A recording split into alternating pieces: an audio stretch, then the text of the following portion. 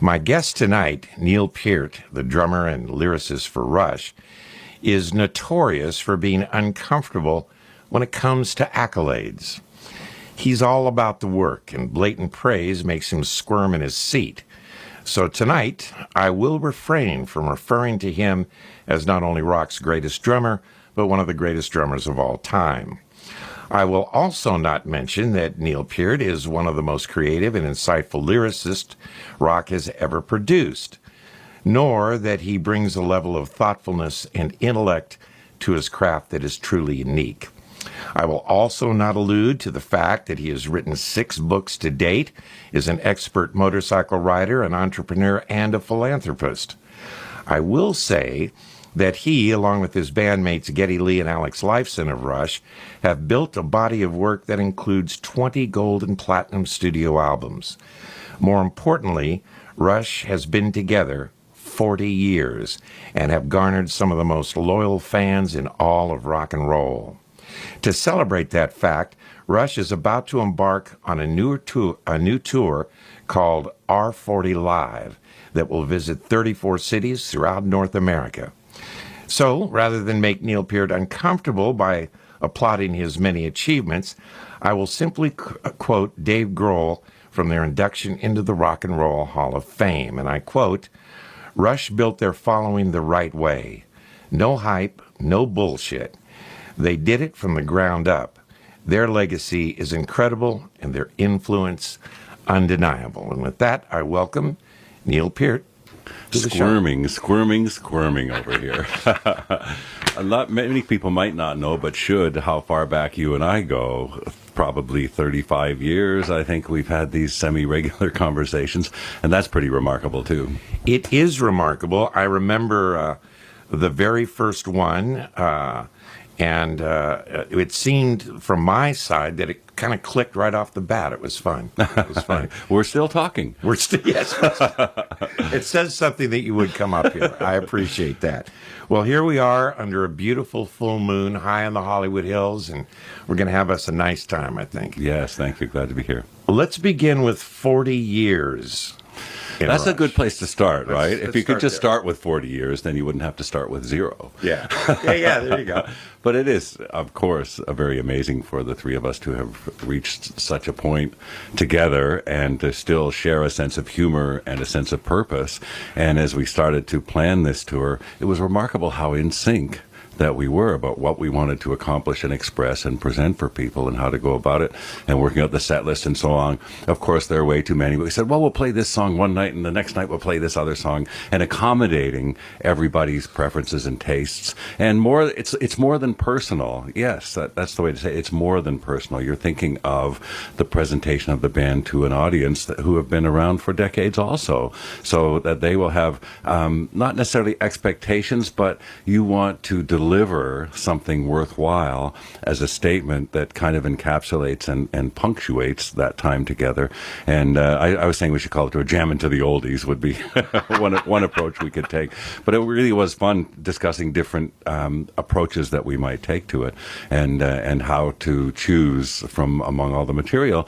And it was simply done once that the three of us started sharing email lists of songs and all that, and said, well, we played a lot of that, last tour, we can set that album aside, and what about this one we haven't played for a while, and we want to do a complete chronological presentation of all that time too. So it was just nice how easily those decisions were arrived at, and any time there was too much, and there was nobody saying, oh, I won't play that. There were too many songs that we all wanted to play and possibly resurrect, as we've done.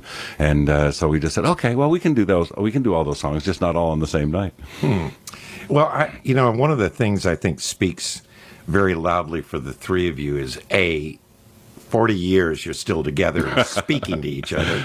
And seeming to really still enjoy each other. Yeah, that is an unbelievable gift, and earned over time, developed and built on over time. But it's fundamentally based on the first things that we shared, which was a sense of humor. The very first day we met, we were talking about Monty Python sketches, and immediately, if you have a sense of humor in common, there's something that you can build on from there, and the same background musically, of course. So once we started music and started talking about music music and ambitions and what we'd like to do inside of an original band. That was there too, but yeah, it absolutely first started talking about funny things. And to your point about pleasing yourselves and the fans, it's almost with your fans like playing for family, isn't it? I mean, they've been with you for so long. Yes, and I've always said it seems kind of over reductionist to say, but it is as simply as we made the music that we liked and hoped other people would like it too. And there was a purity that we grew up with in the 60s that, you know, not to sound like an old fogey, but when I talk to someone who says, oh, I was born in 1980, oh, you missed so much. Yeah. You know, just an amazingly fertile creative time to have grown up in the 60s as a young musician and to start it out in the early 60s with surf music and the first British invasion. And for me, it was the second British invasion that really lit me up once I was playing drums and when I heard The Who and when I heard the Kinks and this new edgy, angry energy that was in it. That changed my world and inflamed my whole desire to play music and inspired me with how you might go about it. And I always say one reason I admired Pete Townshend in those days, he smashes guitars and read books.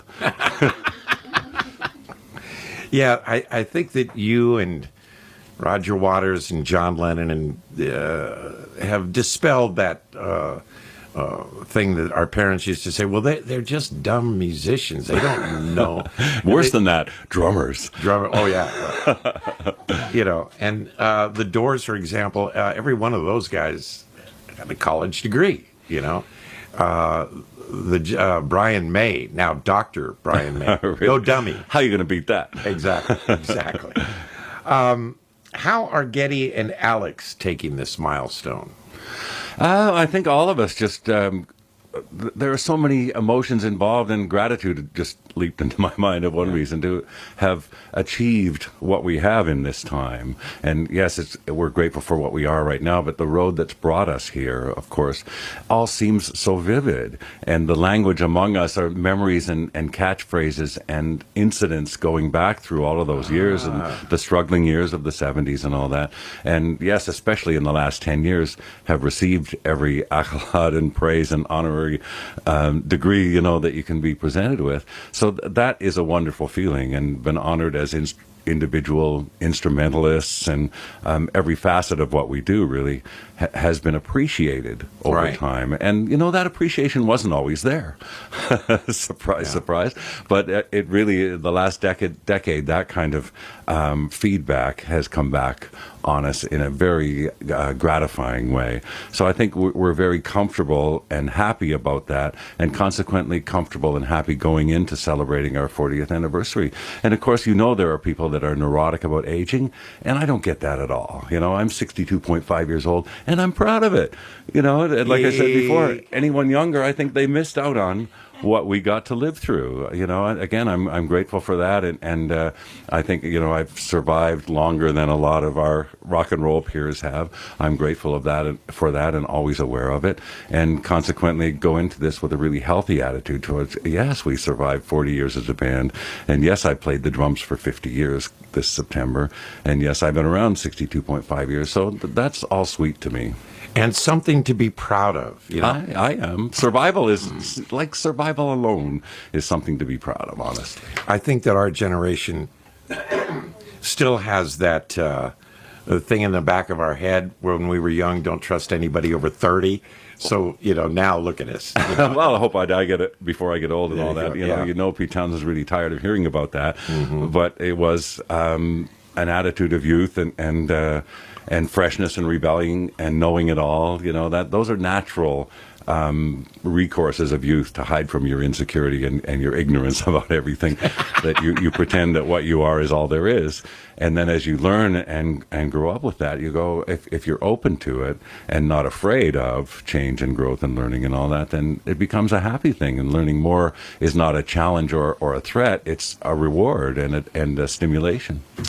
Well, you know, you mentioned that, you know, you guys have finally been recognized for the great musicianship that, oh, I almost gave you a compliment. I'm sorry. I don't want to do that. Careful. I'm squirming. I know you're squirming. But as Dave Grohl said, their legacy is incredible and influence in it now. But he said that you did earn it from the ground up. That's true with you guys, because when Rush first came out, the fans got it, some of the fans, but not the critics didn't flock to being Rush fans at the beginning. Well, nor fans, honestly, we had to build that up the hard way by playing. We were an opening act for everybody that was around in the 70s. You know, you mentioning, oh yeah, we opened for them. Oh yeah, we opened for them. And so we learned it was a good object lesson to have come up a bit slowly. And our first 3 albums certainly were just on a plateau that allowed us to get gigs, and that was about it. And if we were opening for somebody bigger on a tour, maybe on days off, we'd play a club or even high schools. You know, all of that was still a part of our working life at the time. And so we had time to adjust and to see how other bands were dealing with fame and the conflicts of it. And it became an object lesson. Okay, don't be like that. You know, there are inspirations in life, but I'm not sure how you would define a negative inspiration. But as much as I would say early on, oh, I want to be like that. I want to be that kind of musician. I want to be that kind of hero. You know, lately I've had an idea that came to me in mind that when you aren't a hero in school, in sports, really for a young boy, especially a young male, if you're not good in sports, you have no chance to be a hero. So you kind of turn inward and you want to be your own hero, and you emulate the musicians that you admire and set a good example for you. But as we were coming up, and we were in our early 20s at this point, in the mid 70s, so a kind of a formative age, or early adulthood, I suppose, even for a male. And we did have both object lessons that were inspirational and others that were instructional, I guess, and okay, don't be like that. You know, one of the great things about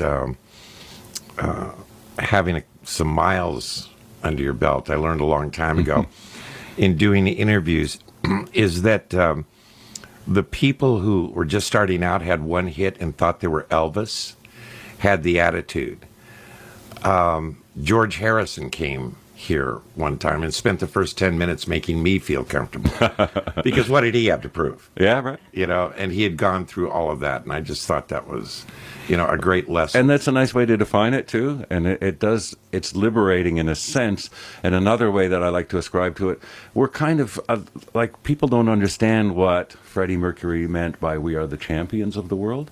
In the olden days, even before we walked the earth, if a village was fighting with another village, instead of going to war, they'd pick their strong guy to go fight against the strong guy in the other village. That was the champion. And what Freddie Mercury meant by that is, we're the champions for you, right? We're out here fighting that battle.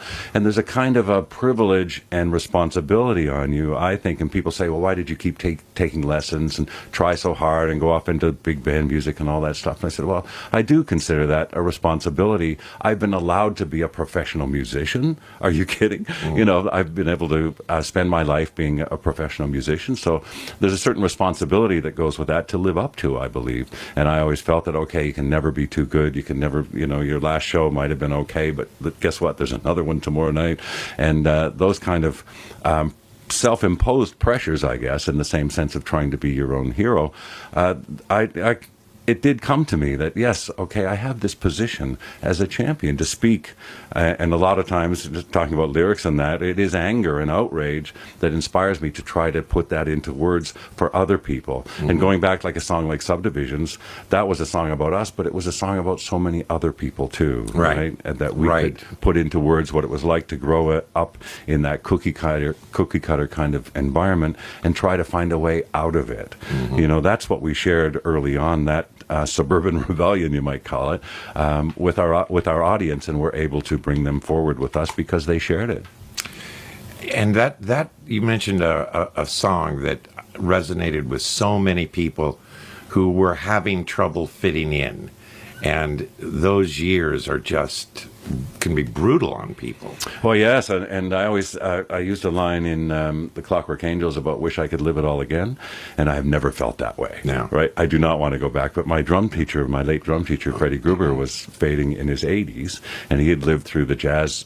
The golden years of jazz in the 40s and the early 50s in New York City, and been part of that whole scene. He said, oh, I had quite a ride. I wish I could do it all again. So I adapted that line to my character in the song, but I have never felt that way. And maybe when I'm 80, I will, but for now, I'm glad to have done it all once, but oh no, not going back. Well, also, you're not done yet, and you keep looking forward. And I think you're and we're going to get into the book here in a moment, but everything about that book is you're just taking life and sucking it in, and chewing on it and making sure that you taste every flavor of it. So with that attitude, it's not like, well, I want to go back and have the chocolate that I had when I was 16, because there's better chocolate out there you haven't discovered yet. Right on. Yeah, and that's a quarrel I have with nostalgia a lot of times, really, when people are into old instruments and all that, and drums, for example, just to pick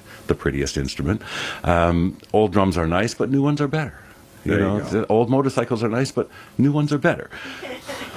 Well, we're talking with Neil Peart, getting ready for their 40th anniversary tour to be in the limelight again. But I'm going to do my best not to give him any compliments for the next hour and 45 minutes on Deep Tracks.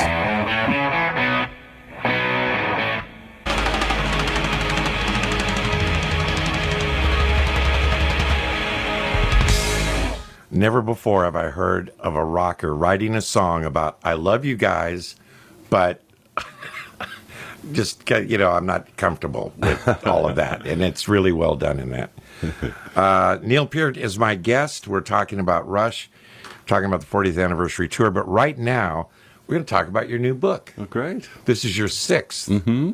Wow. Some people would be happy with a career if they wrote 6 books. I was happy to write one, honestly, and that's an example of how your goals increase. And people will often say to me in the band part, did you ever dream you'd play in Maple Leaf Gardens or Madison Square Garden? No, I dreamed of playing at the roller rink in the high school, one step at a time.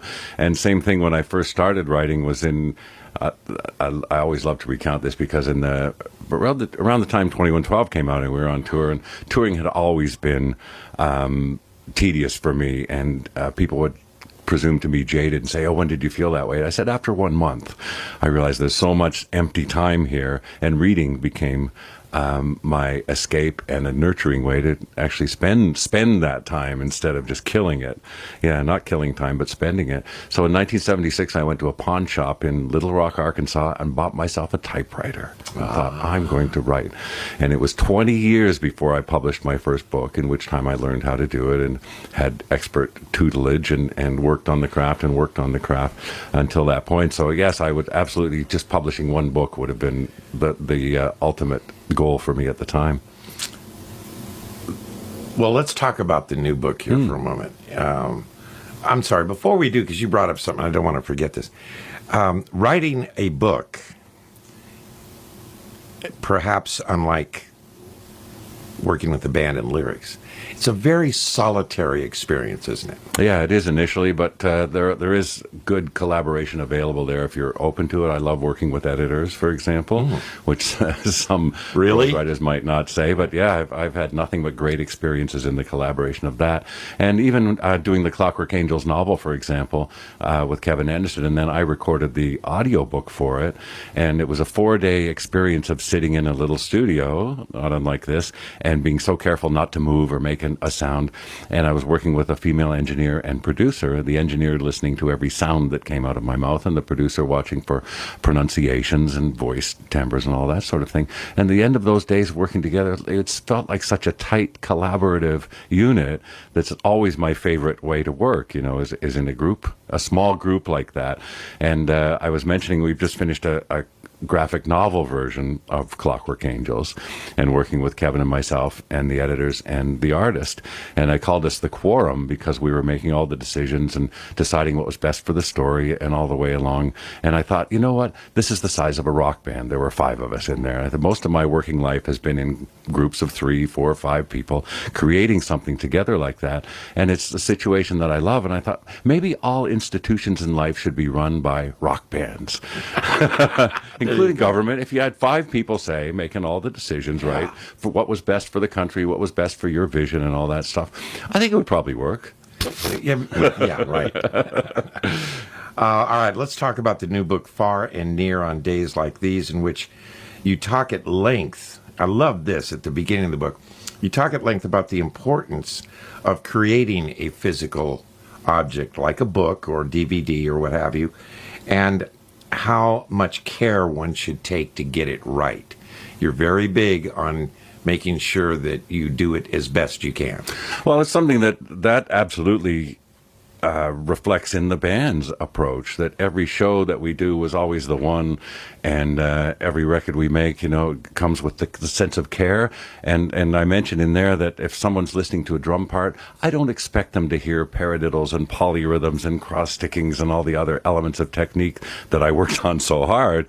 But in the sense of listening to a Rush song or looking at a Rush album when such things existed, or one of my books, people will just receive a sense that care has been taken here. And I think that's a value that when I look at art and paintings or watch a movie even, you get that sense right away that care has been taken here in the making of it, and it puts you at ease, that right away what the artist in whatever medium is trying to reach you for real. They're not trying to fool you, they're not trying to sell you something, they're trying to communicate something with care. And I think that speaks in an intangible way, but undeniably true, that people get that. I remember Nick Hornby, the British novelist, has written quite a bit about pop music, and he says when he talks to someone young listening to music, starting to get into it, he said, whatever you listen to, just make sure they mean it.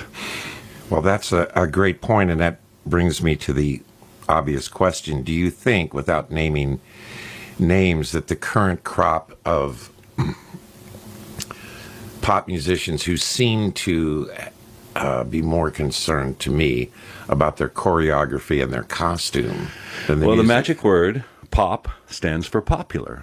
And then again, another thing I learned from art history and criticism, from my self-given education, though, it was one set of standards from this art historian, Professor Gombrich, who said, how do you judge a piece of art? What are they trying to do, and how well do they do it? If they're trying to be popular and they do it, I guess they win, and that's a perfect example. I drive up and down California quite a lot, and sometimes just bounce around radio stations, as curiosity. And I was driving down through Central California and picked up a hip-hop station from Fresno. And I thought, okay, I'm going to listen to a hip-hop station from Fresno, California. So for 2 hours, I just listened to it, and I had an insight after it. You're not hearing any drumming going on, so that automatically, and same with all pop music, right? There's no drumming in it. There's no drums. So I don't get that personal satisfaction of the element of music that spoke to me most strongly from the beginning. But what I realized listening to these artists whose name you usually only see in the gossip pages, in each case they have a gift that other people can't do. And that is what makes athletics work, that's what makes entertainment work, and why these people can admire someone who can speak a whole bunch of rhymes really fast, because they can't do it, right? It's as simple as that. So all these artists that they like, it's a style that has evolved among their generation. So you can't judge hip-hop music, for example, on rock band standards. But when I listen to it just freshly like that and say, well, what is this made of? And why do people like it? And I realized that as I was listening to all the celebrated artists of that kind of music for 2 hours, mind you. So I was already hearing the same songs again. But I realized, well, yeah, these people have a gift that's inimitable. And that's what makes them work for these people. But when you mention pop music, that is simple, really. Pop music stands for popular. Rock music stands for rock. If you could hang with rap music for 2 hours, mister, you're a better man than I. Well, I have an open mind. Mister, you're a better man than I. Wide open. Okay. In the book, it became clear very soon on that you have an amazing eye for detail, describing everything from the colors of new growth along the roadways in spring to the texture of icy mountain roads and how that would differ. Did you always have this kind of eye for detail, or did it improve with your writing?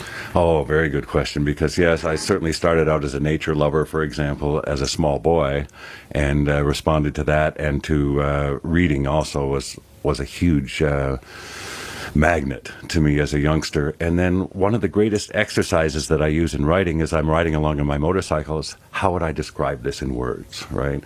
And oftentimes if I'm wrestling with emotions, and how would I put this in words, is a constant exercise for me that's great therapy. Because one of the things that keeps me as a dedicated letter writer, for example, is a phrase I like to twist around, but it goes, how do I know what I think until I see what I write? So you develop the technique over time, as in music, to convey yourself more clearly. So I play that exercise all the time if I'm looking around at the world as as I go by. How does this make me feel, and how would I put this into words? So that is absolutely a childhood influence, but it's informed by, as in music, a dedication to the craft of communicating it more clearly and more movingly, if I can. Well, because the beginning of the book is almost Michener-esque in its detail. You know, it's like we're kind of reminded me of the opening to Hawaii, you know, where, okay, I got it. First there was a volcano. Yes, exactly, exactly. But you make it a bit more entertaining than that. I like, this is another thing that I really enjoyed about the book and learned from the book, is I like the fact that you take the time to learn the history of the particular area that you're writing through, like explaining, and I love this, the deforestation of the English oaks and how those hills used to be covered. Well, chestnuts and the Appalachians. The chestnut was the predominant tree until a blight came from Europe and wiped them out. Yeah, those are things that I learned through recreational reading, I guess you would say. I'd read quite a lot of novels, literary novels that also include that kind of knowledge in them. So I bring that to me, and then I get curious, and I'll see a kind of plant and go, what is that? And that's one example. I was riding through the East Coast in springtime and kept seeing, before the trees had leaves or blossoms, these beautiful kind of magenta colored flowers kept coming out. Right. And all through the next couple of weeks, I was asking people, what are those called? What are those called? And nobody knew. And then finally I found out they're called red buds. I was like, oh, okay. So if I can put a name to something too, of course it helps me a lot to define it for other people. And I always say I like to try to write about motorcycling for people who don't care anything about motorcycling. Try to write about nature for people who don't particularly care about nature. If I write about the band, people sometimes, why do you always say your bandmate Eddie? Say, well, I'm writing for somebody who doesn't know who Rush is, you know, as far as I'm concerned as a writer. And so if I can weave history into it, and I've learned too where to leave that alone and say, okay, people, there's some really interesting stories here. I'll leave you to follow up further if you like, but you have to know how far a disinterested reader, as opposed to uninterested, but someone who has no inclination either way, how far you can take them, and then, okay, that's as far as I'm going to lead you, and if you want to go farther, there are many, many, many more stories that I leave out because they're of interest to me for having visited a place and for being in a context of the Midwest or the prairies or the deserts or the mountains, all these regionalisms that I'm so attuned to, both from traveling and from reading. There's a certain level of interest that I can count on, I think, if I can phrase it right, to tell somebody about motorcycling or car racing or birds, you know, my common fixations. And then at a certain point that I know, okay, those people have probably heard enough about hummingbird nesting habits by now. Well, you went on about, do you pronounce it gorse, G-O-R-S? Yeah. And I found that fascinating. I'd never heard of the plant. I didn't know that after, now this was in England. Yeah, right? Ireland. Right, in Ireland. And after Great Britain. Because they lost these forests not only to the Romans, but then when the Romans left, they were building all those ships when England ruled the waves, all out of oak. So that, in Canada too, in eastern Canada, our main trees were giant oaks and pines, and they were marked for the British Navy, the Royal Navy. Yeah. Any of them over 3 feet in diameter were reserved for the British Navy for all those ships of the Napoleonic Wars and all that. But more so, when I was traveling, motorcycling through Britain, I was seeing all these beautiful leather, yellow-flowered plants at the roadside. And again, what are they? What are they? And finally figured out what it was, and then the history of them. Going back to Thomas Hardy novels and all that, talking about furs, and the Led Zeppelin album cover, just to swing us back to rock and roll here, where the old man with the sticks, that's gorse.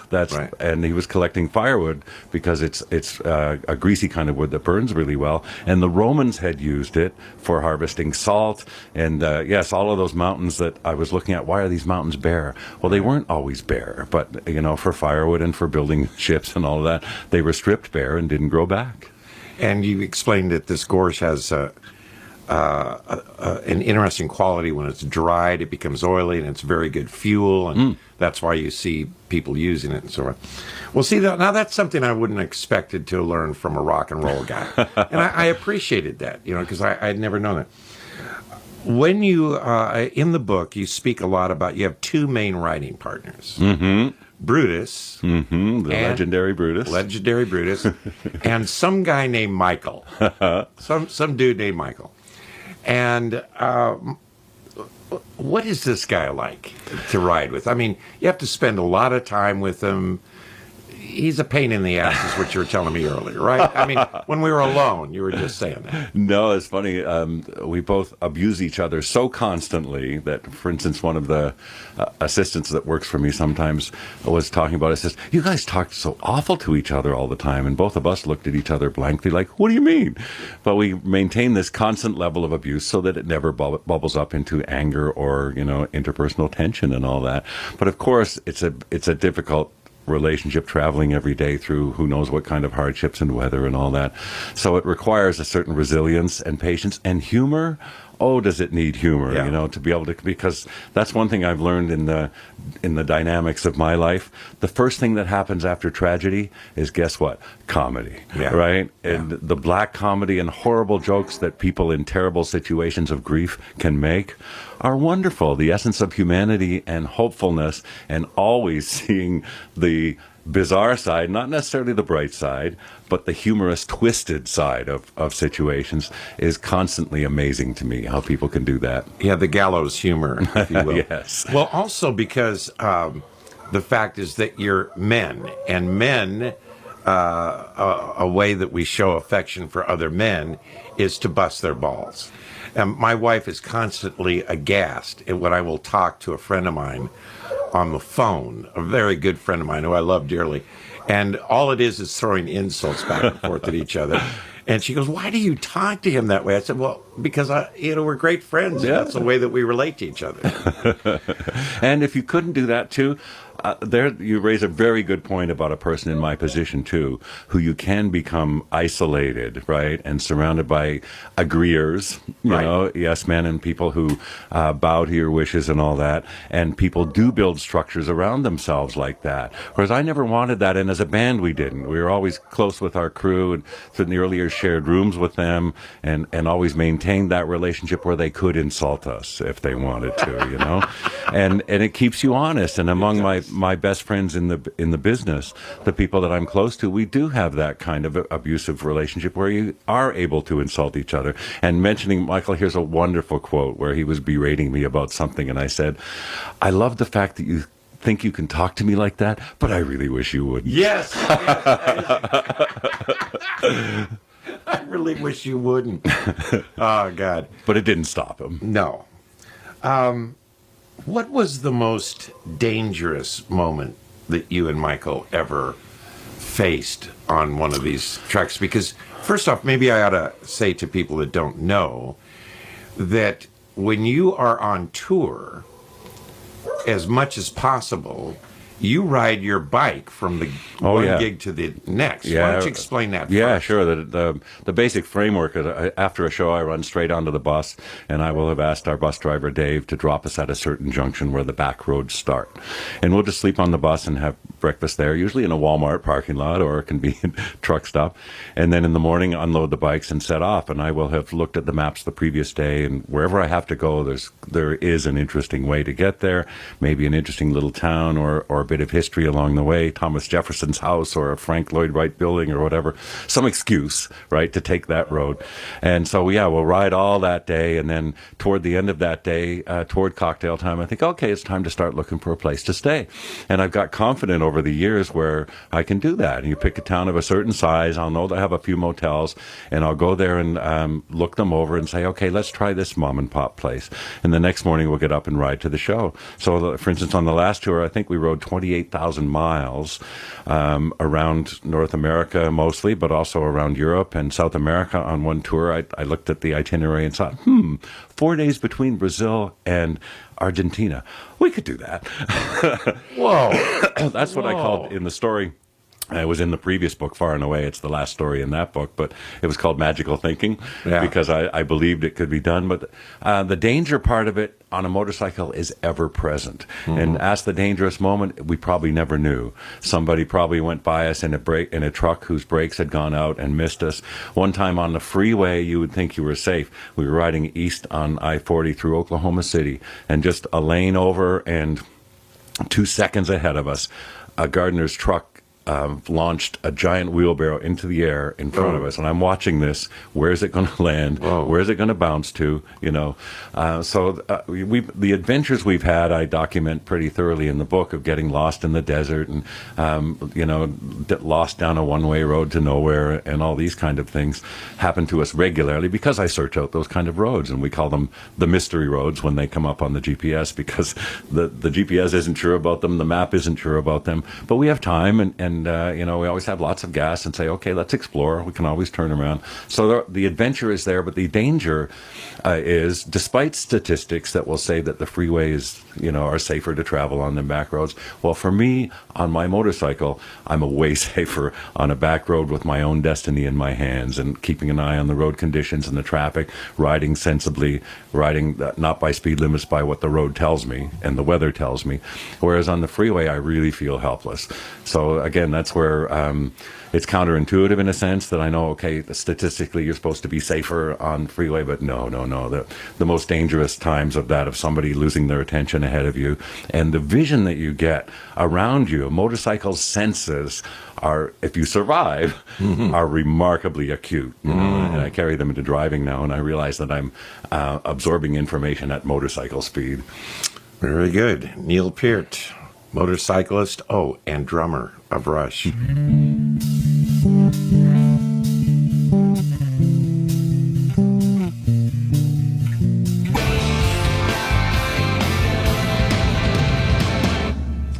Rush and Ghost Rider, and my guest tonight is Neil Peart, the drummer and lyricist for Rush, and we're talking about the 40th anniversary tour and also his brand new book, Far and Near, which is just fascinating. On another subject, Universal is going to reissue your catalog in vinyl. Is this true? Yes. Tell us about that. I know. We have always, I think, every record has come out on vinyl to the few hundred people who are interested. And, as far as we're concerned, of course, it's beautiful to see the 12 by 12 format for your album art. So that's one reward right there. And whatever medium, you talked before about objects too. And the one thing that I think is lost in the digital world, although there are many rewards and many ways in which I use it myself, but I do love holding a book in my hand is a way different thing to looking at my story on screen. There's just a feeling about that and what it used to be, an album or a CD, DVD, especially a book, I guess, because so much time has gone into that object.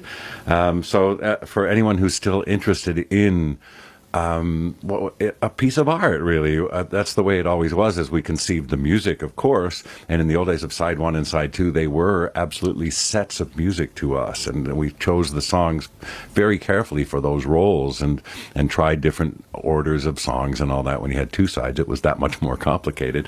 And then the album cover art, of course, all of those years, again, care has been taken. It was always important. And tour books were important, too. Again, another object that people can hold and look at over time. That's the other aspect of it too.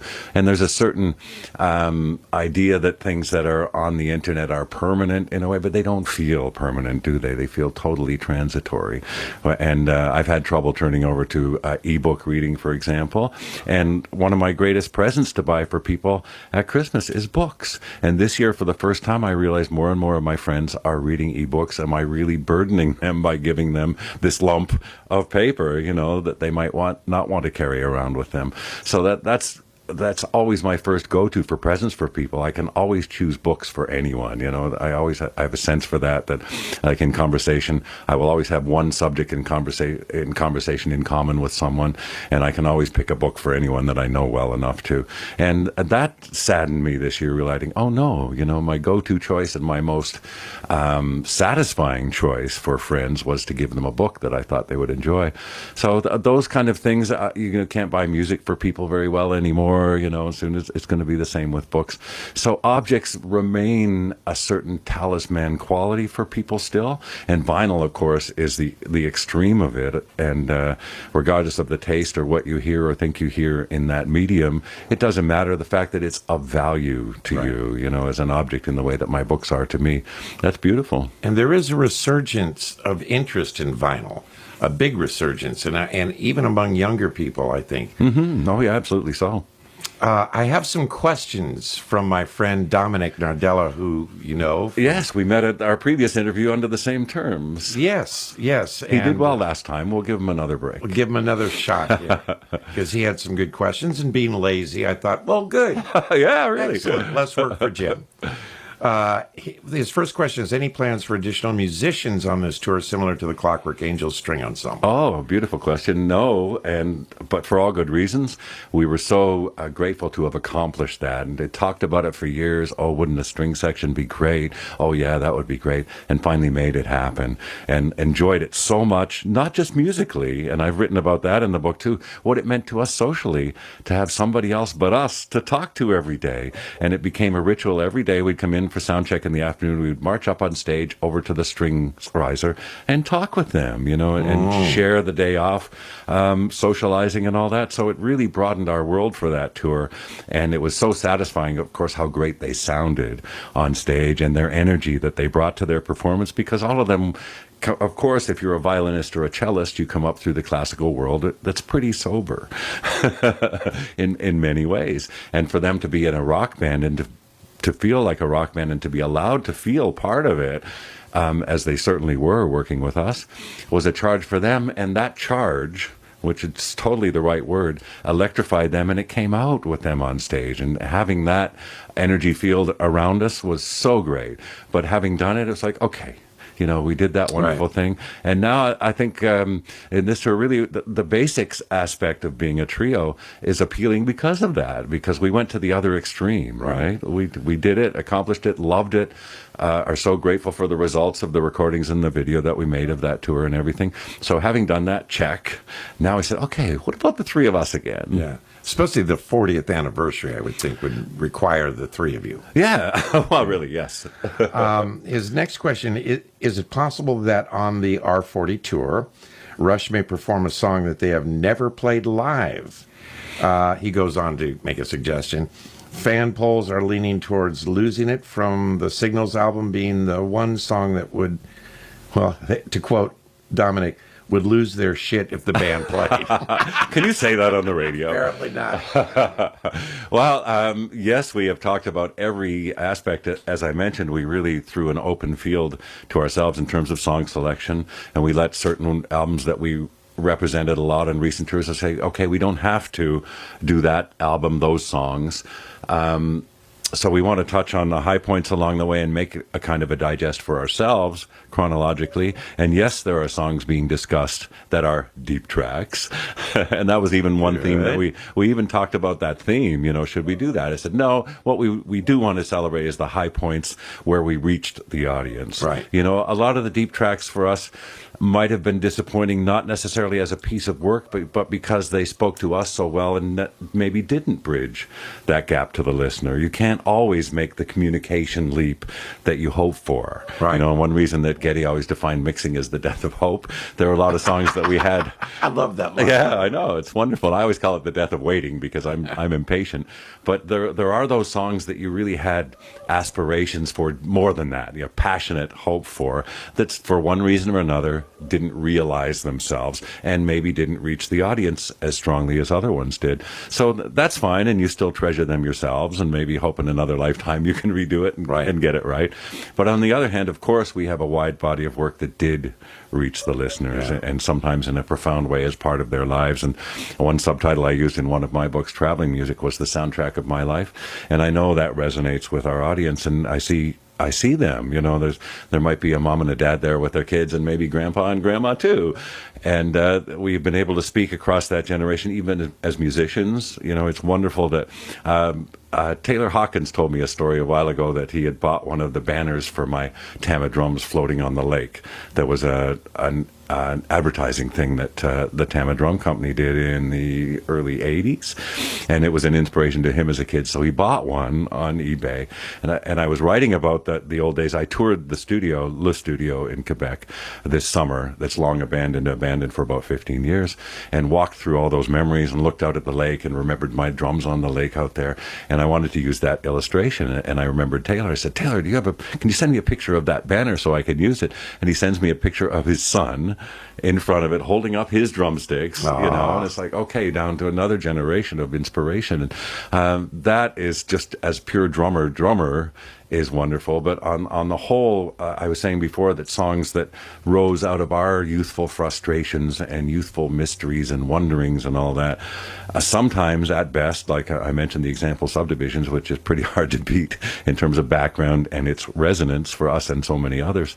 And that becomes someone else's touchstone too, so that when they hear that on the radio, I think in one of the stories in the book I was writing about, all the things that can trigger memory, sense of smell is said to be one of the great ones and all that. But is there any vehicle? Time machine. I was writing about time machines and what a drum set is, and an old drum set is a kind of a time machine. Any old instrument is. But is there any greater vehicle to convey you through time than a song? Yeah. I don't think so. There are many things that trigger your memories, but there's sometimes you can hear a song that maybe you haven't even thought of for decades if you have achieved age like we have, proudly, right? You'll hear a song that you haven't heard in so long and go, wow, and then boom, right back to that time. Yeah. And check your premises too. I loved about that. Somebody sent me a link to a concert that was done, that was supposed to be the last of the super concerts done in Britain in 69 or so, and the opening band was Colosseum, and a band I loved back in that time, a drummer that was just great, John Heisman. And I watched a bit of it. I wonder if he is as good as I thought he was. And sure enough, I watched him play, and he had beautiful technique and posture, and his musicianship was impeccable. I said, okay, good. When I was a 15-year-old kid, I knew what a good drummer should sound like. So that's the vehicle of music in terms of memory like that. So I recognize that our fans over that time, there are certain songs that for them are not just about that moment, but all the moments since, and it encapsulates so much for them, not necessarily nostalgia. And I don't think of us as nostalgia or those songs. And you were just playing Free Will, for example. That still sounds good to me, and I'd still have you to play that song. Yeah. So that's a good point of reference for ourselves, too. I'm not distant from that song at all. It still resonates for me. Great answer. Great. He's got two more here. And I thought this was fascinating because I didn't know this about you. Dominic wants to know, do you still personally make the pre-show mixtape that the audience hears as they are entering the venue waiting for Rush to take the stage? I do. I have done that since, since the late 70s. I used to make them all, and at that time when there was a lot of current music in the same sort of taste area as ours, and I would push it a bit through the early 80s and all that. I remember playing a lot of what was called New Wave and New Romantics at the time that I really liked, because I was still, and am still, very much a music fan. But yes, I do, but I've moved more into the field of classic rock to find the musical relationship to the show that we're about to perform has to relate to the music played before. So right. I find myself much more going to the music that formed us, which is perfect too. Before the show, the audience is hearing music that I've chosen, and the other guys often suggest things, or I'll check, what about that? Music that was formative to us plays before we come on and play the music that we formed. So you're finding the deep tracks. Exactly so. Name. Let's do that again. Okay. Last question from Dom here. What was your reaction when you got the call that Rush was being inducted into the Rock and Roll Hall of Fame? Well, I've been at pains before in writing about that, and it's easier when you're sitting in front of a keyboard with words that I can wrestle around to get the right answer. But it is a conflicting thing, because you're not supposed to feel too good about yourself, right? And before that, also, because we had been denied so long, we had to poo-poo it and say, in fact, in my acceptance speech on the night, I said, for years we've been saying this is no big deal. It turns out it kind of is. So had to kind of readjust our attitude towards it, because it was being presented to us with such sincerity, and that night, our audience in that building that night they ruled the place.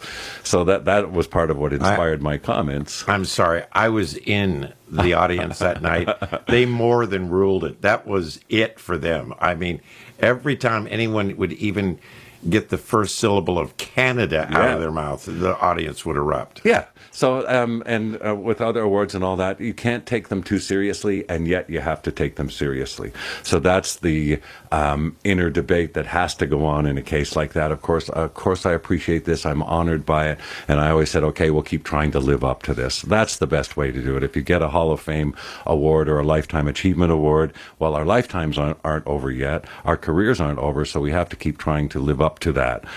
Faith that people put in you, right? When people invest you that way, they put faith in you. So you got to live up to that. Well, that's fantastic. It's fantastic. Let me take you back to the book for a minute. Yeah, please. If I can. And I love the commentary in your book, Far and Near, about the church signs that you saw while driving through the Bible Belt. This was very interesting. Yeah. Give us a couple of your favorites if you can remember them. Well, there are so many. Well, there's one that I actually do like because some of them are simply moronic and some of them are just preaching in fire and brimstone, you're going to hell and all that. But the one I do love that has a certain tongue-in-cheek wisdom is, if you want to make God laugh, tell him your plans. Yes. So there are lots of them, and it's funny. It's not something I think about when I'm in Canada. It's not something I think about in California or in Europe. But when I travel in those places where it's being rammed down your throat, I have to go, oh, wait a minute, no. You know, this is so wrong, and it riles me up. And I mentioned before that anger and outrage can sometimes be an inspiration, and it gets me writing about it. And people will say, you know, why are you a faith basher? And I said, well, I don't feel like a faith basher, and it's not something I've thought about all day.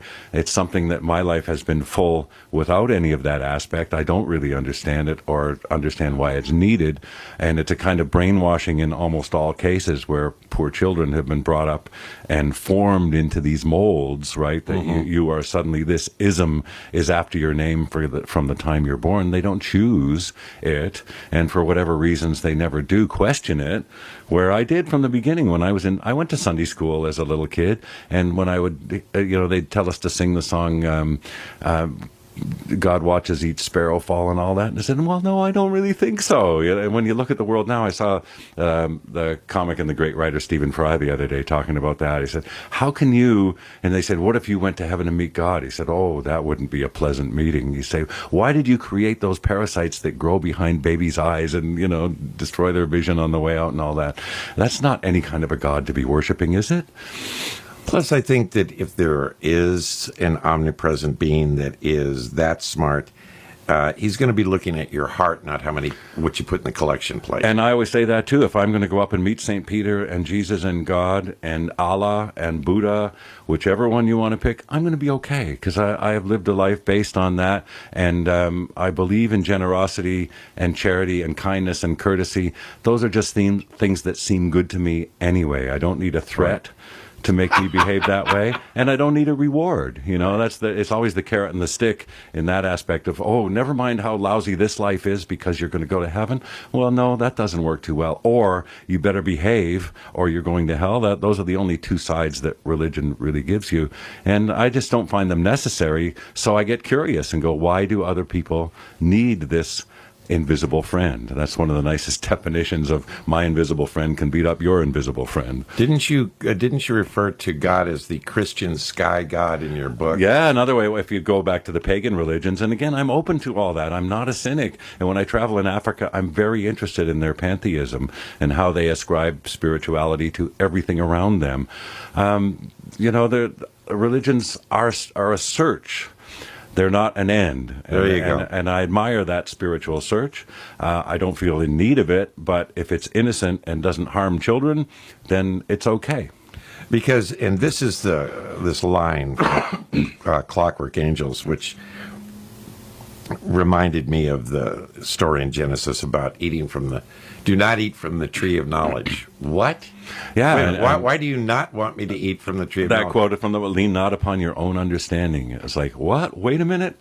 Well, so I shouldn't think.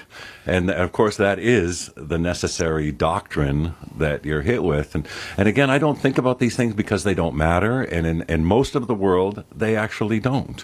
You can go to the pockets of extremism in the Middle East and the Middle South, and they're going to be rammed down your throat. And they're dangerous in that context. They're like a tinderbox of fire that can be lit into this strange kind of murderous faith. Like, we can murder these people because God said.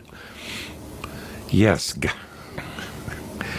I always think that if there is a God, these assholes go up there and meet him, he's going to say, man, you really misread the book. I said, you are you really serious? didn't get it. Really? And I do like that line you're about to quote, lean not upon your own understanding. Ignorance is well and truly blessed. Mm-hmm. All right. Just do what you're told, right? Yeah. Neil Peart, my guest tonight on Deep Tracks.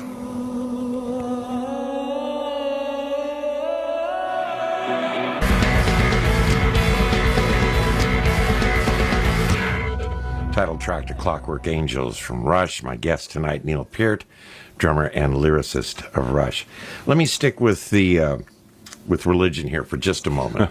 If you insist. I know this is not getting you in any trouble with anybody. Was there ever a time in your life when you did believe? And if so, what changed your mind? Was it an event, or was it like a process? Good question. And in fact, no, there was never a time when I believed. And as a child going to Sunday school, it was a questioning. It's like, really? The omnipresent being and the beneficent sky god confused me at the time. And once I was old enough, I always remember that as a teenager in my bedroom at home, I got spray cans and sprayed graffiti on there, and I took the Nietzsche God is dead. And my parents not being particularly religious, but they had, oh my God, your grandmother will die if she sees that. So I spray painted it to be God isn't dead. It didn't matter to me, and it made peace, etc. But no, there never was a time that I did. I was always curious, though, and I was always open to it. And as I got into adult life, I would learn about different religions and philosophies and say, well, is there anything here for me? And sometimes there was that I could adopt. And in terms of beliefs, reincarnation never appealed to me or seemed possible or likely.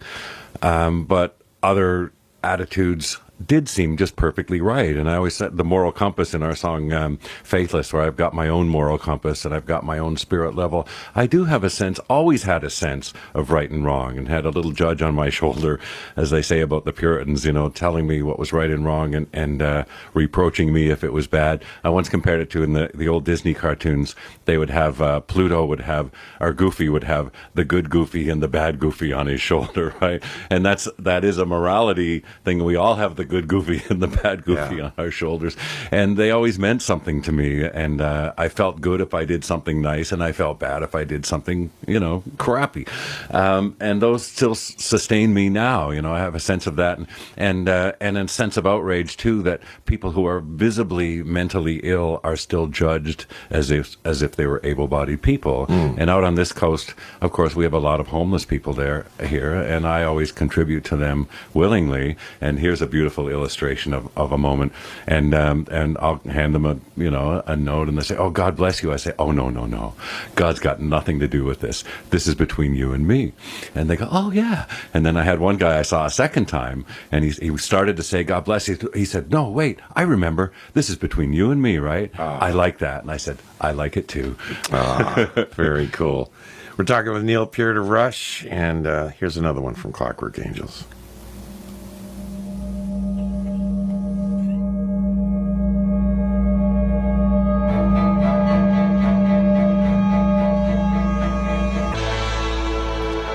BU2B2 from Rush's Clockwork Angels.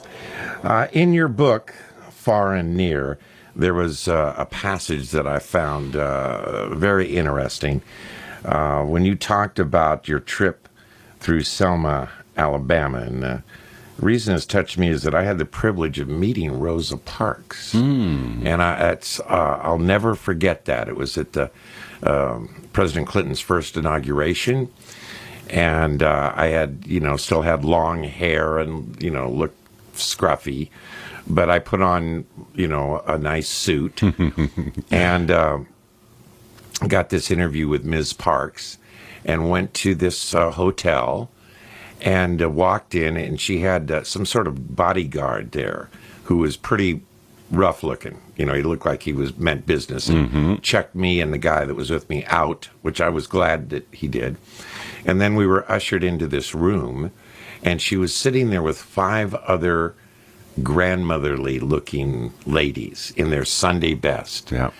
And they were, talking, and I really felt like I was interrupting them, but I had to do it. So I was able to say to her, because I never got to say it to Dr. King, thank you for not only, of course, your work, civil rights movement to free African American people, but thank you for freeing me from the burden of bigotry. That was a huge gift that Dr. King and you gave me as a white person. Yeah. Not to have to carry that around for my life. And we talked a bit before about having grown up through those times. And again, I'm eternally grateful to have grown up in the 1950s and the 1960s. But when we witnessed those things firsthand on our televisions and seeing fire hoses trained on people and little girls getting shouted, swear words at when they're trying to walk to school for the first time. And we saw those things happening around us and puzzled over them, as kids, going, why is this going on? And to see it change increment by increment. So that the example you mentioned about my civil rights tour was just looking at the map one day where I had to go the next day and think, okay, how can I make this ride interesting? And I remembered those times and I thought, okay, Selma, it rings large in my memory, and the March to Montgomery. So I said, okay, we're going to go to all those places. We're going to go through Montgomery and go through Selma and the bridge where he turned it around and kept it peaceful. And people don't realize perhaps why Dr. Martin Luther King is so celebrated, because he saved so many lives by not being confrontational when it was the wrong time. And he recognized at that moment, okay, look, this is all going against us. Let's turn around today, people, and try again later. And they did, and made it happen, and made that march happen, and got to the steps of the Capitol in Montgomery. And those times, and of course, I'm riding past cotton fields and considering, all that was and all that is, and of course, how much still remains to be done in the burden of American history. But to go through those places cognizantly of the past and being sensitive to what's around you, I think it's an observation you once made about watching the documentary where the 3 of us are having a well-refreshed dinner, and you commented that I was the greatest audience to Alex. And I took that to heart. Well, I am an audience kind of person, and one reason that the song Limelight caught me in a bind, because I don't want to be the focus of attention. I want to be the watcher. And I even on stage, I feel like the audience. I'm watching those people, what they respond to and how they're behaving and dancing, what's on their T-shirts. And, that's all to me. And when I'm on my motorcycle, the world is coming at me as a pageant, and I'm watching it as closely as I can, using that writer's exercise. How can I put this in words? Helps me make sense of it for myself. So, yes, going through history. And another time, a day off, I looked at Thomas Jefferson's home in Monticello in Virginia, and thought, yeah, I want to go there, because it's on the way. And just any points of interest like that, or reliving history, and if I can write about it in that sense for people who weren't around then, and remind them, of this was a time, or the nuclear age, when I'm traveling around the West and Los Alamos, New Mexico, and all that, the terrible shadow of nuclear devastation that we grew up on, and my father building a pathetic fallout shelter in the basement of our split-level house, with sleeping bags and water and a transistor radio. This was my childhood, and the when people talk about the Cuban crisis and the Bay of Pigs and all that, I lived it. I was only 10 years old, so when the neighbor dads are standing around talking about how the Russians are sure to bomb Niagara Falls, which is 20 miles from our house, can you imagine what a 10-year-old kid thinks hearing those kind of things?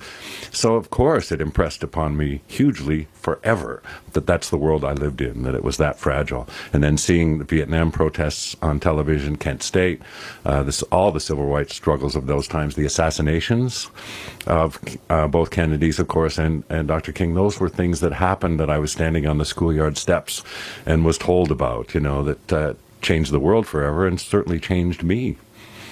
And a song from that era in particular got to you when you were just 13. Yeah, well, of course, the Selma, Alabama comes up in this song called Eve of Destruction that was a big hit in those days by Barry McGuire, I think written by P.F. Sloan.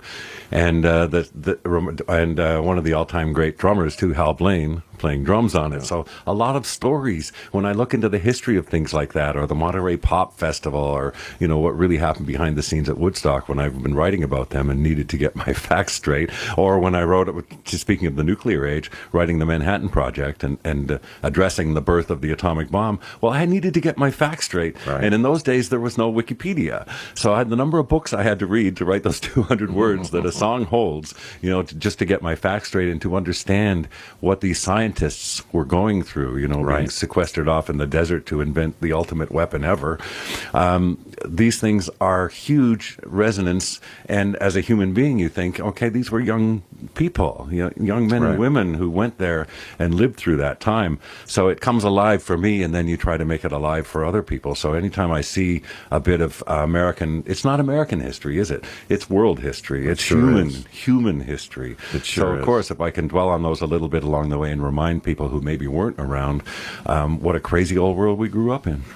Amen. Amen. Well, I'm going to pass on the song for a minute because I'm looking at the clock here. So imagine that I played Eve of Destruction. Eve of Destruction. But you can hear it in your heads if you're of a certain age. There you go. Let's talk about songwriting for just a moment. Tell us how the band works out a new song. How you bring in? Is it lyrics first, music first? How does that work? Yeah, it's evolved over time to a sense, but really at this point, I just write a bunch of lyrics without investing too much in them and pass them over to Geddy and Alex, and they jam. It really is as simple and as organic as that. The two of them will just sit in front of a recording machine and start playing, and then Geddy, being the patient and meticulous one, will go through and pick out the high points of what they've done. Then he'll turn to my sheets of lyrics and find things that fit and say, okay, well, this 2 lines maybe out of a whole page, right? That's why I learned not to invest myself in it or present one piece of work. Here's a song I've been working on, for days. It's got to be just like it is. I'm not that possessive yet about it. And if Geddy likes 2 lines of them and they work in a song, then I'm happy already. I'm inspired already that something worked. And if he says, I need 4 more lines like this and maybe another bit like that, I run off to my desk like, yahoo, it's going to work. There's a moment in writing lyrics that I always find, not when I finish, but I've struggled with it for days and it doesn't seem like it's going to work and I'm ready to abandon songwriting forever. I should never have done this. I can't do it. And then something turns around and a light goes off and all I think is, it's going to work. And there might be another day's work there. And the same thing when a song, when Geddy fastens onto those few lines and it's going to work, then I'm already inspired. So I'm more than happy to go back and do the necessary craft work to make that happen. So, and then there's infinite refinement going back and forth. And Geddy, as a singer, of course, has to feel comfortable with the words, not necessarily in their meaning only, but in the way they deliver as music, right? Sure. That's a lesson I had to learn, that things that looked good on the page and sounded good spoken in my head weren't necessarily that great to sing. And I've learned more about that over time and still continue to learn. And when Geddy tells me that online is great to sing, then I learn to model after those combinations of beats, right? Words are rhythm to me, and especially in lyrics. That's why I think I gravitated toward it, because I'd always loved words and reading, but it was a chance to rhythmically phrase those words, and that's the way they always drop into my head as rhythms. Wow, that's fantastic, and thank God you have developed this collaborative effort with Geddy and Alex, that you can work in that way and raise the standard of the song rather than look at me, look what I did. Or fighting it down till it's some consensus that doesn't have anything left of what you intended in it. Fortunately, there's never that sense of loss. It's always a sense of enrichment. And more so, even in our individual parts, I always find that once my drum parts have been through our collective ideas, and it's not a committee by any means, and it's not a democracy, right? I can't come up with a drum set and or a drum part, and two of us like it and one doesn't, or a song that two of us like and one doesn't. That's never going to work over time, right? One story I love to tell is the instrumentals are always the hardest for all of us to like them. And on Snakes and Arrows, I guess it was, the song called The Main Monkey Business, we worked on that song probably 5 times as long as we worked on any of the vocal musical songs, because all of us want so much out of that instrumental, and we want to be pleased with it melodically, dynamically, instrumentally, all of those elements. So it actually takes longer to arrive at that consensus. But when we do, we have something that we're comfortable with, not just then, but to play for the next 40 years. That's the remarkable thing that I was saying, that we never have to choose our songs based on what we can stand to play, because almost all of them come back and go, oh yeah, we are still the people that we were then, still respond to the excitement that made a drum part is always inspired by excitement, right? This is kind of drumming that's exciting for me to listen to, so it's the kind of drumming that's exciting for me to play, and you hope to communicate that the listeners, again, like I said from the outset, the simplest statement, we make the music we like and hope others do, but there's a lot in that in terms of the excitement and the passion that I had as a 15-year-old kid hearing Keith Moon play, right? I want that excitement in my playing too, ideally. Well, let me turn this around for a minute, since we discussed how your passion for, and you guys are such great songwriters, but then you did an album that appreciated other people's songwriting. Feedback. Yeah, and that was going right back to our roots. Again, it touches on just what I just said, the music that got us excited about the whole idea of being in a band and writing songs and playing them every night. Those were the songs we went back to, again, that were part of all of us. Of course, there were ones that were more individual choices, but those were ones that mattered to all of us in those formative times. So it was absolutely, that was 10 years ago when we were a mere 30 years old as a band then, youngsters. But we wanted to commemorate that in a sense, and we did talk about that this time, but in a sense, having done that, there were still more songs, of course, that we would gladly interpret, which is what a cover record is, but it was hard to go back. It always is. Well, if you don't mind, I'm going to play my favorite cover version from Feedback. And when I heard you guys were doing this, I thought, well, that's going to be interesting. And then I heard, they're going to cover some Buffalo Springfield tunes. And it stopped me in my tracks. I went, wait a minute, Rush is going to do Buffalo Springfield? Come on. Somebody's pulling my leg. And the way that you guys do Mr. Soul just killed me. Let me just play that for a minute. Go. So this was a song that you obviously loved and... Oh, absolutely. And For What It's Worth was the other Buffalo Springfield one that Alex just remembers loving that song so much as a kid.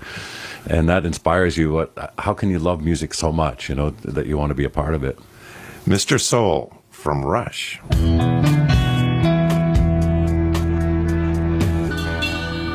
Rush, in a great version of the Buffalo Springfield song, Mr. Soul. My guest tonight is Neil Peart, and we've been talking about his book, the 40th Anniversary Rush Tour, which kicks off in May, I believe. Yes. May. And I want to ask you this question here, because we're running short on time. Let's talk about your priorities at this stage of your life. Well... That's tough.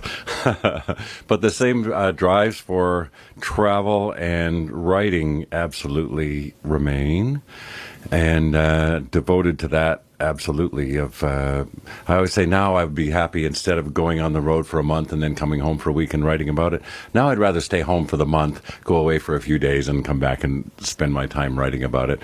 So I'm still motivated by the same charm. Somehow that word came up. But yeah, charmed by the world in a kind of absolutely magical way. So still, even places that I'm familiar with, the deserts of California, the whole American Southwest, all of that calls to me absolutely still, and I want to find better ways to convey that to others. Right now, of course, the major ambition is developing the tour, and I'll start my rehearsals typically a month before the band rehearsals. Geddy always jokes that I'm the only musician he knows that rehearses to rehearse. But I like to come in on day one with all of the songs already you know, I've not only my drumming technique is performance ready, but all the songs and the nuances of transitions and tempos and all that are logged already. So at least one of us is going to know what he's doing on day one. For you, and by God, it's going to be you. So there's also a passage in the book where you talk about you love to be on stage, you love the audience, no question about it, but it is hard for you to leave home. And explain that a little bit. Oh yeah, well, I'm getting that already. People saying, "Are you excited to be going on tour?" And you know, that conveys a whole bunch of fantasy that I don't want to dump on other people's fantasies necessarily. But when they're talking about my own life, I say, well, I have a 5-year-old daughter. Am I excited to be leaving my 5-year-old daughter? What would that say about me if I said that, right? Yeah. And I have a wife and a home and a dog and my office and my pleasures and my kitchen, you know. Do I want to leave all those things? No. Am I excited about that? No. I talked a while ago about the responsibility of being a professional musician, and I decided long ago, around 1990, I was pretty weary of touring, and I thought, you know, I'm pretty much done with this part of it. And then as I thought about it, and again, how do I know what I think until I see what I write? And started writing about it and realized, well, you know what? If you are a musician, you play live, right? That is the ultimate test of a musician. It's the ultimate expression of what a musician does. So I told myself that. How long ago? You know, 25 years ago. Told myself, well, you have to tour because, you know, right. it's what you do. And live performance remains the ultimate crucible and litmus test of what a musician is made of, what a band is made of. And of course, it's what made us. Live performance is how we found our audience. By opening all those shows, by playing all those clubs, is how we gradually built an audience who even knew who we were, and then started to respond to the commitment that we brought to the stage every night. So it just seems necessary, right? And I said also earlier on, in the first years of touring in 1974, I already found it wanting as a way of life. I thought, oh, this is no good. And I kind of divide my touring life into decades after that, where the first 10 years I spent reading.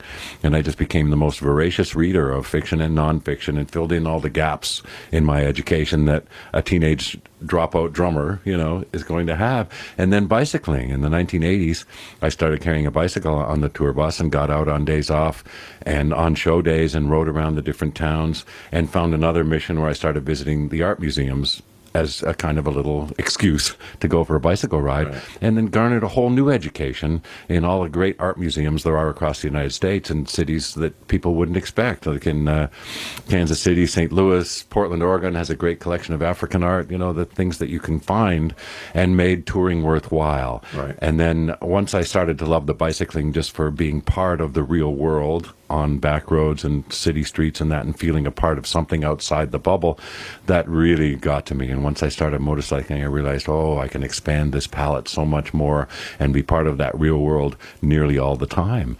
And that is so nourishing, reassuring, feeling in touch with real life and with other people, having wonderful little encounters with people at gas stations.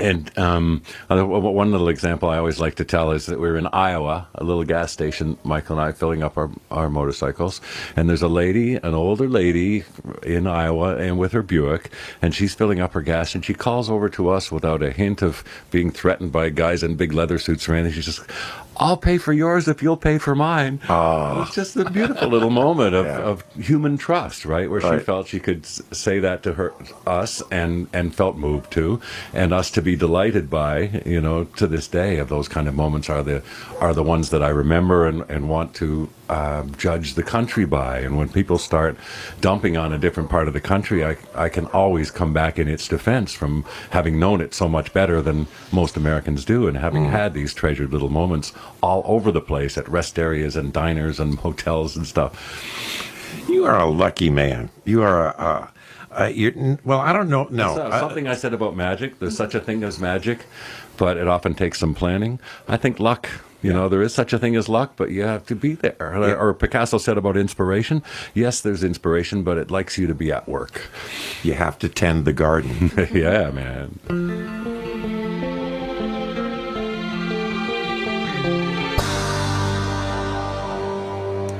Beautiful song called The Garden from Rush. Well, we're running out of time here, so there's some things that I need to do before we say goodnight. First is to remind you that Rush is about to launch their R40 Live Tour, and they're going to be in 34 cities throughout North America this summer, beginning May 8th, which I don't know is technically summer, to be honest with you. But nonetheless, it's in Tulsa, Oklahoma, the garden spot of America. But you will be finishing in the greatest city, which is L.A. And we're excited that it's the Forum, too, because when we were mapping this out, and what would be the greatest tribute to those 40 years, and while if we could finish in Toronto, of course, would be great. To finish in Cleveland would be great because it really started for us in the United States there. But the Forum goes back with so much history for us. And even before us, I can remember in the 60s hearing the live albums, Vanilla Fudge at the Forum and Three Dog Night live at the LA Forum. It was a place I heard of long before I ever dreamed that I would play there. Have you seen the new Forum? I have not, but I've heard wonderful things. Oh my God! I'll tell you, Irving Azoff and the people he put together did an extraordinary job. And from a musician standpoint, the acoustics there are brilliant. I mean, they really spent a lot of time and money to make sure that the sound of the Forum was spectacular, and it is. I mean, people will be able to hear you from the nosebleed seats perfectly. Great. Yeah, and the backstage ain't too bad either. Good. Before we get to the last question, I want to make sure that I thank some folks here. And what did I do with that piece of paper? Hold on one second, because there's some good folks that I need to thank here, and who have helped get this interview together. And one is, of course, the lovely Megan, who you guys work with, and she was very, very helpful, Megan Simsick. And also, of course, Dominic Nardella of SiriusXM, Dave Wellington and Greg Steele of SiriusXM, also Steve Leeds from SiriusXM, Bill Hunting, who was very helpful, Michael Mosbach, who got you here on time, and the lovely Helene Hodge-Ladd. We thank all of you for your help in getting this show together tonight. It was really appreciated. It does take a village, as you said earlier. So, the last topic tonight is, it seems to me that you are a man who crams more living into his daily life than anybody I know. You are constantly, and my question is, are you constantly hearing the clock of life ticking in your head? No, I'm glad to say that it isn't that kind of urgency at all. It's a sense of eagerness, anticipation, and the value that I put on a day is what's the most excellent thing I can do today. And on touring life, of course, if I have a chance to escape from that on my motorcycle and go explore some scenery and history and all that, that's an excellent way if I have to be somewhere far from home to make use of that time. And at home we've had our sabbatical during the last 18 months or so, and I sat up from the beginning so grateful for that time to be able to sit at my desk and write every day and just have that kind of get up in the morning at home, come home at night, cook dinner for the family. I decided I was going to do something for someone else every day, even if it was just a thank you note to a stranger for a gift on tour, write a letter to a friend that I knew would appreciate it. I had a friend who wanted a foreword for his book of drum transcriptions, all those kind of things that I would spend a little time every single day and still do.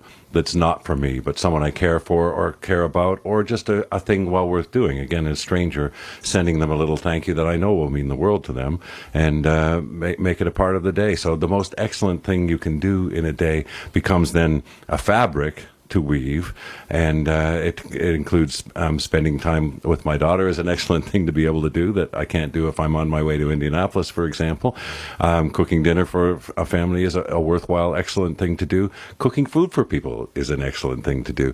So I kind of base it on that, and at the end of the day, have figured, well, I did some good things. I did the writing that I love to do, spent time with friends perhaps, did that little gold star moment for someone else, maybe far away, maybe a stranger, maybe a friend, and I go to sleep happy and wake up happy.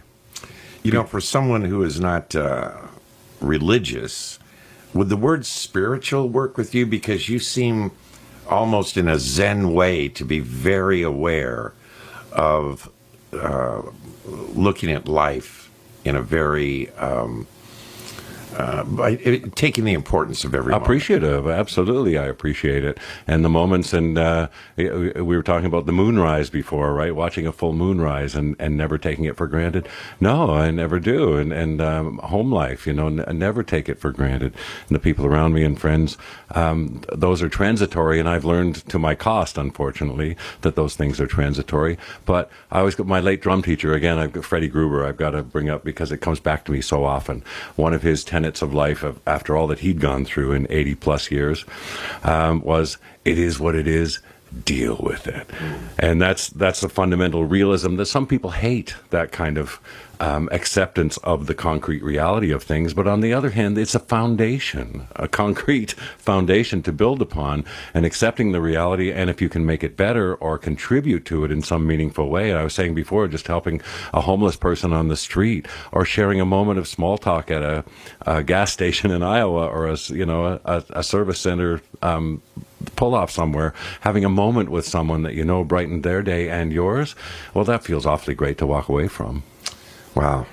Well, I can't imagine what your answer is going to be to this last question, but, since we have in your line of credits, just off the top of my head, drummer, lyricist, motorcycle rider, writer of books, botanist, historian, now I find out that you're a chef.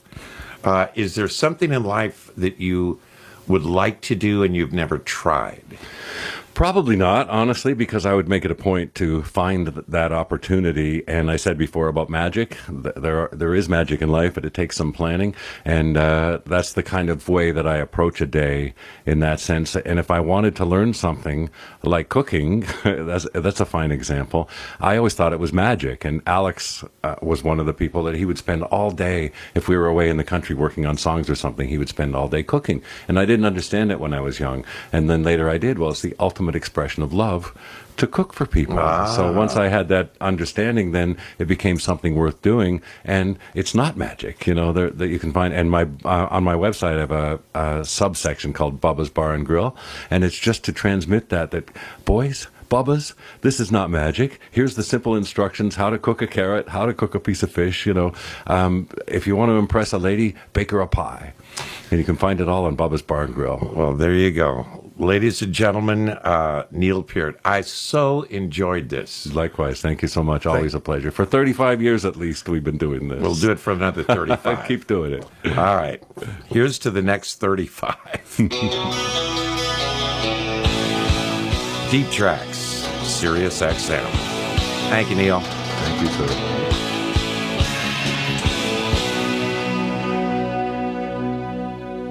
Saved one of my favorite Rush songs for last. It's hard to choose because I have so many, but that's Time Stands Still. I'm Jim Ladd. I want to thank you for listening and for being my friend this evening. I want to thank Neil for his kindness and his generosity of time to be here. And I always enjoy talking to this guy. It's always a pleasure. Although you do have to do homework. You have to prepare. You have to actually do the work. But it's always worthwhile. Join me again tomorrow for another 4 hours of free-form rock and roll radio high in the Hollywood Hills. Until then, good night, everybody.